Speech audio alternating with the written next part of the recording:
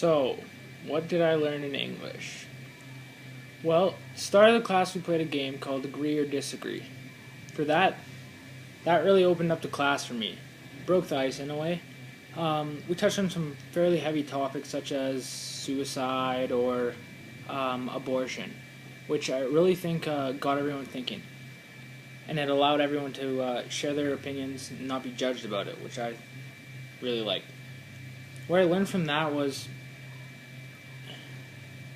you don't really need to worry in a sense. I'm talking more about the class in general. I never felt like I needed to worry about what I had to say or what my topic was or opinion was on something because I knew that no one in this class would judge me about it.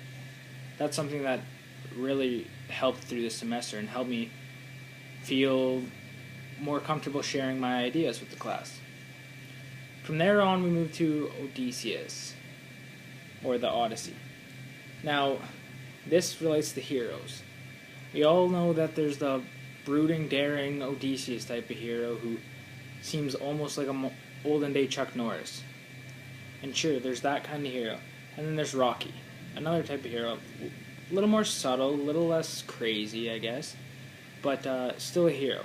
He set a goal and he achieved it. That's something I set when I sat down here today to do this English project. And I'm going to achieve it. From there, I didn't really learn about anything about those two heroes. Like I've always known there's those two types of heroes, or basically the what everyone thinks is a hero. For me, I learned that everyone's a hero, or everyone has their hero moments. For me, everyone in our class was a hero by having the confidence to share an opinion, knowing full well that anyone could judge them about it. I also felt that all of you guys made me a hero by not making me shy or scared on what I had to say or what I thought about something. That goes for Mr. Green too.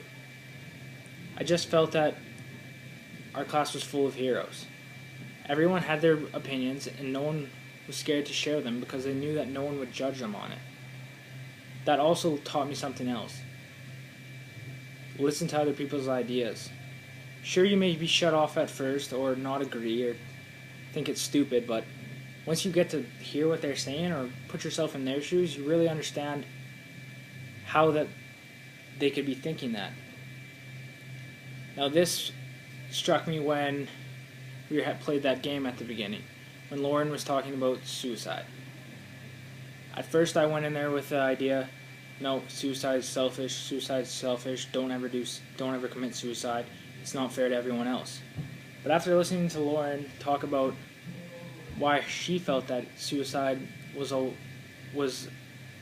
not really all right, but it was she understood why some people did it, and she really made me understand why that and helped me think outside the box or not just be thick-headed. And I'm sorry for using Lauren in this project. She probably doesn't mind that too or like that too much, but it's just a really something that stuck through the semester. The next thing was Mr. Green, when he had the courage to say that poem in front of a class of grade 12 English students, which I know takes some courage because I've talked in front of all of you and sweated the entire time because of what we were discussing. But yeah, no, that really took some courage, and I think Mr. Green was a hero for doing that. Even little things as having the courage to look like an idiot and play the bongos after you go pick out of the bowl of doom. Little things like that really stuck with me in this class. So after Odysseus and the Odyssey and Rocky, we moved to something else, Hamlet, everyone's favorite topic. Now Hamlet was a struggle for some people, and some people loved it. For me, I didn't find it that bad. I found it hard to pay attention the entire time. Well, who didn't? But I learned that there's some pretty serious truths in there. This came about when we did that project about universal truths. Now, the one that really stuck with me out of all the honesty, revenge, suicide, all the different choices you could have had was revenge. I'm not really sure if this is because half the class did revenge or because it's just the easiest to understand. probably because it's easy for someone to understand and to relate it to nowadays life. We were talking about how revenge seems sweet at the start and seems all great, but I feel that getting revenge on someone is almost like the coward's way out. You need to, you really need to just face it head on, or face your fate in another way, which is something we've also talked about this semester. But yeah, I feel like revenge, the hero's way out of revenge is facing it, not being scared of what someone will say, or not taking the coward's way out of hurting someone because they've made you feel insecure or dumb or hurt or mad before. And I've obviously thought of getting revenge on someone who's done wrong to me. Who hasn't? And sure, the idea seems intriguing, but when you think about it, it's not really that great at all, and it never really works out. So that's one thing that I got from Hamlet. The other thing was, everyone dies in the end with revenge. No matter who is getting revenge on who, or no matter who has done wrong at the start, revenge leads to everyone getting hurt, or chances that you could have had at mending things being ruined. Now, to my favorite topic of the year, I guess, poetry. Now, poetry is something that everyone can be good at, no matter what. There's no really, you don't really have to have some basic structure on poems, or be a genius, or be some girly boy type thing. I don't know. It just allows guys, I guess, to take down the wall at, oh, I'm Mr. Tough Guy, and share feelings. Now, what struck me about poems, or what I learned about poetry, well, this really came from my best friend Taylor when he read his poem. I never really have seen that side of Taylor, so it was kind of shocking. But I learned that everyone has deeper sides to them, from Bryce's written poem to Mr. Green's to Lawrence to Charles. Everyone has ideas, and they were able to share them through poems, or try their best to anyways.